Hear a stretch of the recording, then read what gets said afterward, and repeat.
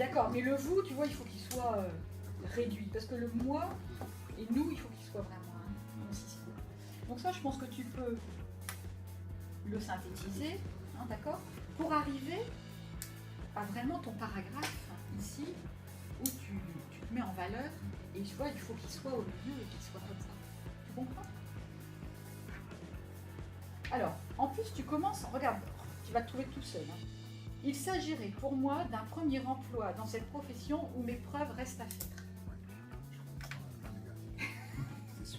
Voilà, donc le conditionnel, non.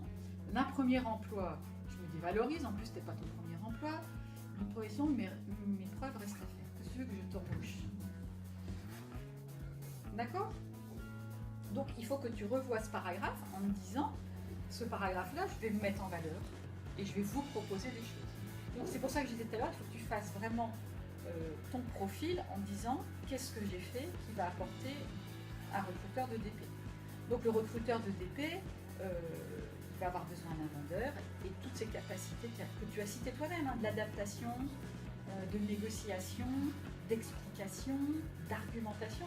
Ça, il faut que tu parles de ça.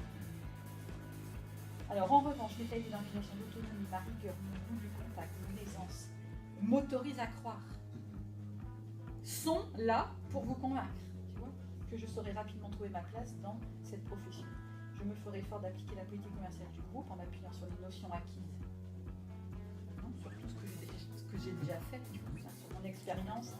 Il ne faut pas que tu te vendes en disant, vous savez, j'ai 20 ans d'expérience et puis je me suis formée.